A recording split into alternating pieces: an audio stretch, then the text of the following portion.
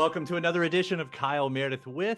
It's the interview series presented by WFPK at WFPK.org, Consequence, and the Consequence Podcast Network. Thanks as always for making your way here, for checking out the series. Of course, you know what to do. If you like what you see, what you hear, hit that subscribe button. But at 3 new interviews every single week. So it's a great way to keep up with all of your favorite artists. And I am so excited. I've been a fan for a very long time. Annabeth Gish is here. Hello. Woot woot! Hi, Kyle. I'm so happy to be here with you. Yeah, it is such a pleasure to finally talk to you. I was thinking back because my introduction was Hiding Out, the movie, Yes. and which would have been 80, what was that, 87, Let's 6? say the mid-aughts. Let's Sure. Yep, that's it. That's it. Mid-aughts. I watched that movie so many times, and when I think back on it now, it's not like it was a kids movie at all. Mm. There was a high school aspect, and I thought I bought into that, but I look back on it now and go, that was weird. That was weird that I watched that as many times as I did. It was Well, first of all, you couldn't make that movie today at all. Like an adult coming back to a high school and meeting up with a high schooler. But it speaks to, first of all, it speaks to, John Cryer is just so immensely watchable, and charming, and the movie was fun. It was just had a real fun aura about the whole thing. So it's not shameful to admit that you watched it a lot. I I mean, I still sing anytime Roy Orbison comes on, and I say I'm crying. That's the well, song. That's the moment. I was just gonna say that I was just at the Hammer Gala in Los Angeles, and Roy was not there, but oh my God, I'm having a total menopausal moment. What's her name? The singer, uh, Katie Lang. Katie Lang. Oh, I got there right as you do it. Yeah, right, Katie. Sorry. She was performing Hallelujah, but she's been like, that was one of the first music videos that I was ever a part of when they did the duet with Katie Lang and Roy Orbison. Oh my God, I can't believe I did that on camera. Oh shit. Especially because I adore her. Like, she's a goddess to me. She's So so good, and so that version is. I mean, the original is iconic. To be able to have a secondary iconic moment in music from the same song, like it's yeah. unheard of. What Yeah. they pulled off together, and that's There was also a song called Catch Me I'm Falling. Catch Me I'm Falling. absolutely. That I still, every time I hear that, it takes me immediately back. Yeah, 80s lost 80s gem is that Yes. track. Yes. Yes. Exactly. Well, you are doing so much these days. I've been keeping up with you also in the Flanigan universe. I know Pretty Little Liars. Today we're talking about this movie, Ride. Mm. Jake Allyn, the director, co-writer, and actor, and of course you've got C. Thomas Howell, Tommy. I mean, we're talking about the '80s. You guys.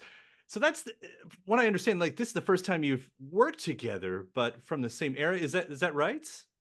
Absolutely. Yeah. I mean, he definitely he was in some of those iconic 80s movies, right? The Outsiders for sure. And I also had the good fortune of Hiding Out, Shag, Mystic Pizza, definitely around in those years of just fun cinema. Um, but yeah, we had to come together for this gritty indie film. We shot it in 18 days. We met each other maybe like a week prior to stepping into these roles of a husband and wife who are very unhappy in their marriage. They have a child who's sick with cancer and another son who's in jail with addiction issues. And they're out of money. So it's a lot of issues. Um, but there's something about those of us who started actors who started young and have endured, and you know there's a bit of there's a lot of resilience, but there's a lot of beat down broken too. To endure this world is no small thing. And so I think Tommy and I each brought a sense of that, and I love that as we're growing up, um we're don't underestimate people who have staying power, because there's just so much. We contain multitudes, and I think we really we both were really really cared about this film and this subject matter, so it got real. Yeah. I mean, that's it because it's an American story. It's probably more than that, but it's definitely an American story. And you know, I'm in Kentucky, which is not where this was set. Was is it Texas? What am I just blanking on? It takes place in Texas. We shot it in Nashville, and Right. we actually shot a little bit in Kentucky. The rodeo was just over the border. Yeah, yeah, yeah. Well, just that hope, but the Texas part of that, like, you know, I'm not so far. Like, there's a lot of that's this story here. You get to Yeah, these rural parts, yeah, you know, where it's very steeped in religion and Christianity, but at the same time, you know, the drugs are a mess, and yeah, and the people that are just fighting to get by. I mean, and that was noticeable in this movie right from the start. It's like this is a very American tale, yeah, and never once though it seems like sure it's a cautionary tale, but that's not what the movie. I feel like. I mean, this is just like a window, is how I yeah. saw it. You know, No, why did it speak to you so much? I'm so glad you say that because I do think that yes, it has a laundry list of issues that it addresses, but it doesn't proselytize, it doesn't preach. This is just the way it is for so many of us Mhm. in America. You know, it's our story. And while it does address these issues, it also talks about the history of the Americana cowboy world and the tradition of that you know, I mean, there's a reason that shows like Yellowstone are popular because there's this romantic nostalgia for those traditional values and those good old boy ways that are also complex and need to be critically thought about. But I was drawn to this story because it wasn't pretty. Mm. It was real and it was fraught with just like I don't know, it just felt real, Mm. raw, gritty. You know, it's not there's no polish to this. There's no shine. With Jake being so many of the things again, director, writer, star, co-writer. Um, and I know you've in your career you've probably worked with all levels of expertise. Yeah. You know, two-part question here. Is it a bit of a trust fall when you know you're going with someone who's, you know, taking on this kind of load? But also to piggyback what you're saying there, the movie has such a mood, Mm-hmm. methodical at parts, you know. It's a quiet movie a lot of the time. The tension is there. Like how much of that was talked about versus how much was found once Mm. you were in front of the camera? Again, such a good question. And yes, trust fall is exactly the word. You know, I was very nervous to sign on to something that was under the charge of, you know, Jake has directed before. Um, so it's not like he hadn't done it before, but this is a lot for to wear all of those hats and I mean, it's just navigating the nuance of each one.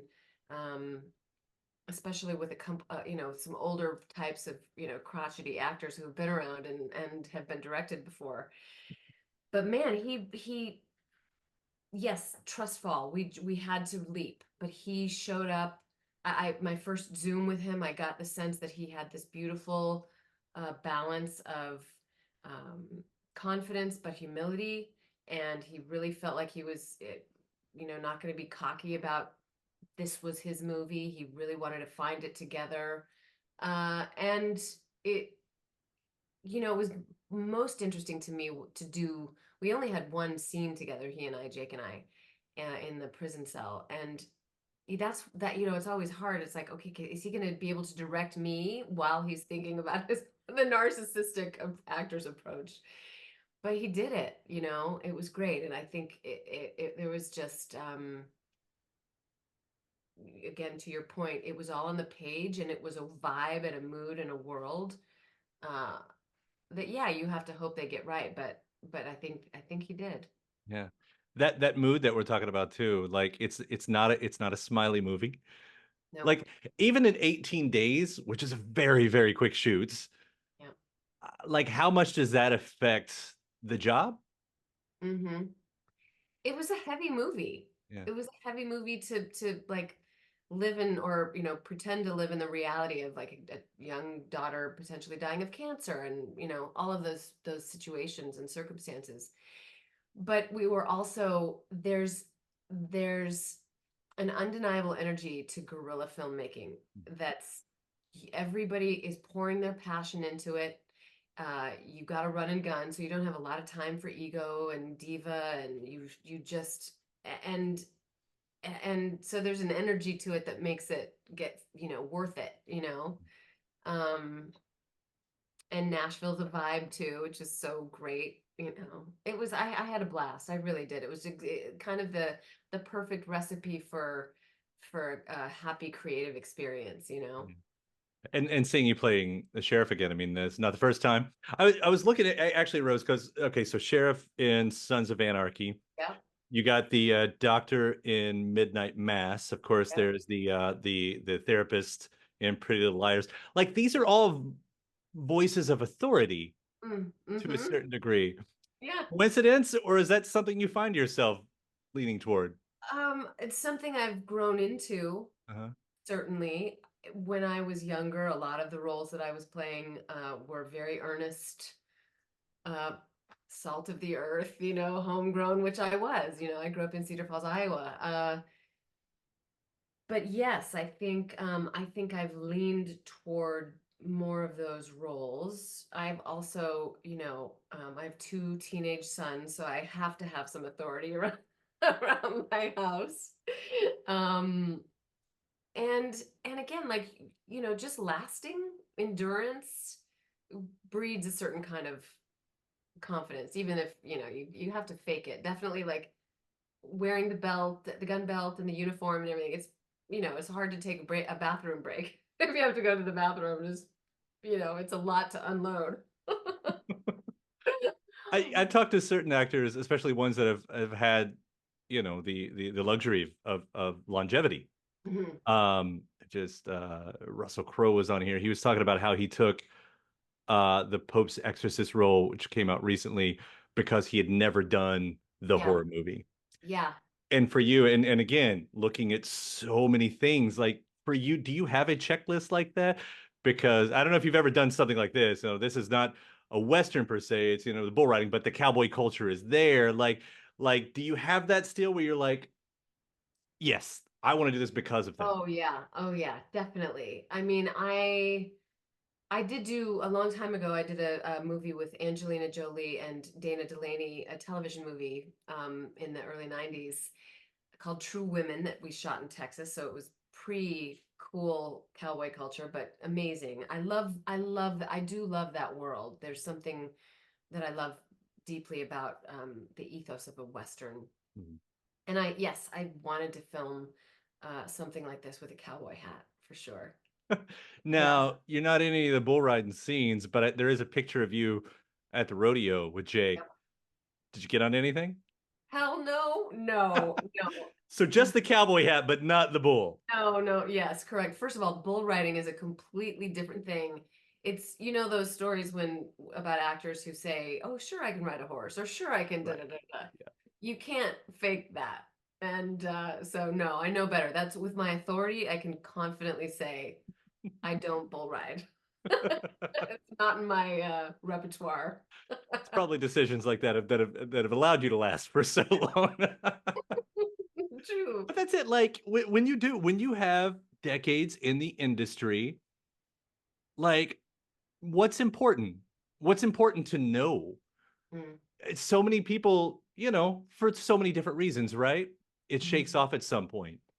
To be a survivor, which you sort of alluded to at the beginning of the interview here, like there's got to be some, I don't want to say strategy because so much of what we're doing is in the dark like this, Yes. but maybe there's that small list of things like this is what I've learned, to be able to Mm, stick around.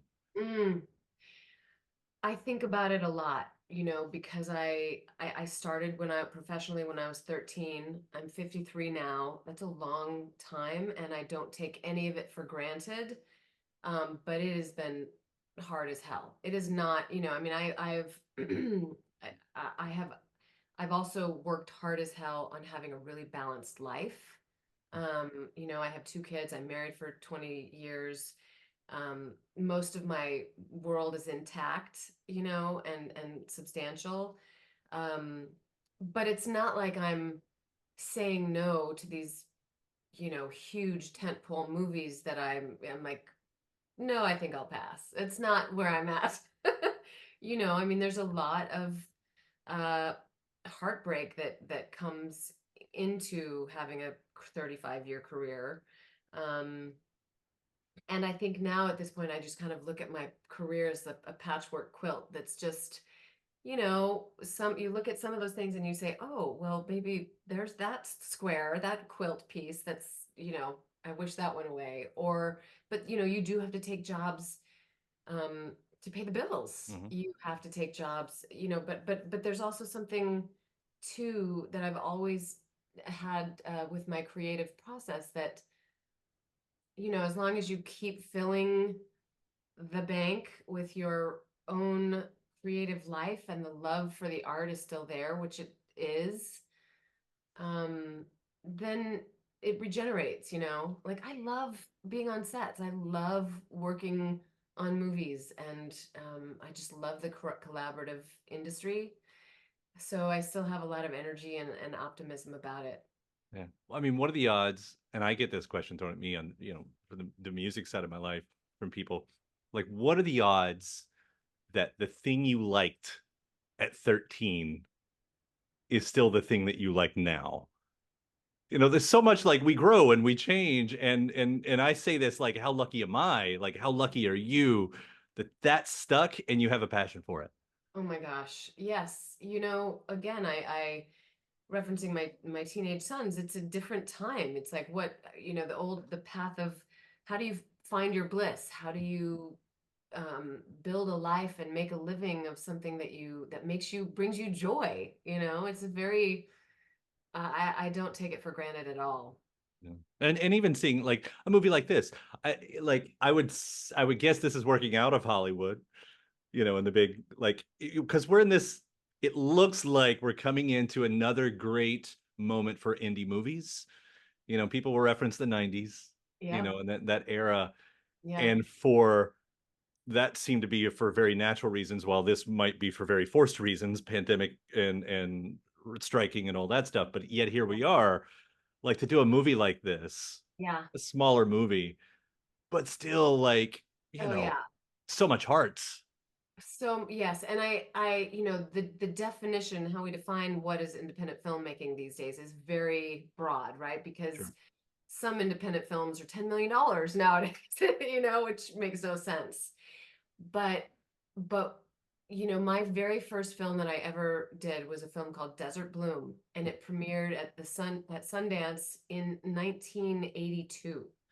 So it was like at the inception point of this whole thing. And again, when that way of filmmaking gets in your blood, that's addictive Mhm. because it's again, it's a little bit of a hellscape because you have to, compromise and you have to go fast but it's also just that beautiful, like you're doing it for the love of it. Yeah. When So everybody's screaming, we're gonna lose the sunlights. yes, You have to get this now. yes, yes, And then yes, everybody cheers when it's done. That's yeah, yeah, yeah. um I would quickly, of course, I mentioned Flanigan earlier, Mike Flanagan, and being those, what he's doing, what you all are doing, what that ensemble family universe, whatever you want to call it, is doing. What, Planiverse is what people call it. yeah, right. Like, aside from maybe the job, like, what brings you back to working there? You know, it's such a beautiful, rare thing to have, it's like a repertoire company, a theater company, that calls you back and invites you back, and it's a tribe and but again, it always comes back to, I mean, I've done 5 projects with Mike now, and I just really believe in the way he tells stories. I believe in the way he tells stories. I believe in his heart again. When it's there's nothing more attractive to me about working with someone is if you see them pouring their heart into something. And man, he does it. he's Yeah. so prolific too. He fascinates me how prolific he is. I haven't looked around, and I might be asking one of those questions you can't ask yet, but are you doing The Exorcist with him? I haven't heard anything about All right. that. Yeah. Like, I I don't don't know if that's one of those universe movies anyway. I just heard I that the don't other day. either. That Yeah. that might be its own entity. You know. Yeah. And I did find for me again back to Ride, this was what was so refreshing for me at the time because I had done a string of horror things. And and you know, you get into the horror of reality, right? Addiction and cancer, and those are horrific things. Um, but there's something just about being grounded in the truth. That's Yeah. not a fantasy, that's not sci-fi, that's not a genre. That's just real. I think you're due for a comedy at some point. That's Oh, yeah, and I'm funny. What people don't let me be funny. I think, I mean, I make myself laugh, so I don't let her be funny. Let her be funny. Because yes, because yeah, Pretty Little Liars. That's also the going on. And here you, I mean, you, it's that's that's the therapist. that's just a posture. That's very like Sure, very tell me how you feel, very neutral, right. but a But blast you nonetheless. do get that interesting chance, and I know you've talked about this some before. You got to return to something that was completely different, but under the same umbrella and the name and everything as the same person. Yeah. Like, what's interesting about that as an actor? Oh my God, it's so interesting. It's so because it first of all it's just a spin on an old story, but to bridge between the old and the new, and to be able to be entrusted with bridging both of those. Um, and then I know the original Pretty Little Liars, and I know the new Pretty Little Liars, and they are both these crazy examples of social media stars, and great actors, and um but it's a new modern type of craft. It's a Right, definitely different world than say Succession or Nixon or and I'm an ever learner. I want to stay relevant to myself. So I didn't think for a second, didn't hesitate to join Pretty Little Liars. yeah. Now, do you use your role, as you say, as a way to bridge the two? Like we know what we can expect from you, or do you think through like, what's this? How's this person lived in these years between, and this is how they've like? Is that part of it at all? I mean, listen, let's be honest. I didn't know until I got the last script of Pretty Little Liars what my character's story was and where she'd been in this time. Mhm. You kind of with some of those with series television, you have to just commit and Sure, trust. Fly by the sure. seat of your pants. Yeah. Yeah. Well, it's fun seeing you in that. It's like I said, I so every time you're on the screen, I go, it's one of the I really do mean it when I say I'm such a fan, and you've been entertaining me for a very long time, and by that I mean since the early mid aughts. I love it. I love it. That means so much. Ride is so AKA, good. Yeah. I'm old. No, we're all older. That's true. We are It's all funny because I had someone tell me that they were like, "Oh yeah, I know Annabeth Gish. She was in a movie that was my favorite movie, and I named my daughter after her." uh-huh. And but it's just like not after Mimi, but just Mhm. because I'm one of those like I'm kind of tertiarily, familiarly famous. I'm that girl that you think you went to school with, you Right. know? I named my son after a role, so I kind of get that. Yeah, It was a yeah. Brad Pitt role, but it's Well, that's understandable. yeah. I'm not unhappy that one of my sons has a Brad Pitt poster, in his room, and the other one has Pulp Fiction. So, Yeah. you Yeah. know, Good yeah, era. Good yeah, era. Seriously, I do want to congratulate you again. Ride is a very powerful movie. I love seeing you in everything you do. Thank you so much for taking the time to talk about it. Oh, thank you very much. I'm happy to be here. What a great Yeah. conversation. And thanks to my guest. Also, thanks to you for checking out the episode in the series. Before you get out of here, hit that subscribe button. Again, you get 3 brand new interviews every single week, new one every Monday, Wednesday, and Friday. at right here on YouTube, or of course anywhere in podcast land, including iTunes, Apple Podcasts, Spotify, Podchaser, NPR, or WFPK.org as well. A great way to keep up with your favorite artists and discover new ones as well. Then after that, actually head over to WFPK.org. That's where I do a show Monday through Friday, 6 p.m. Eastern.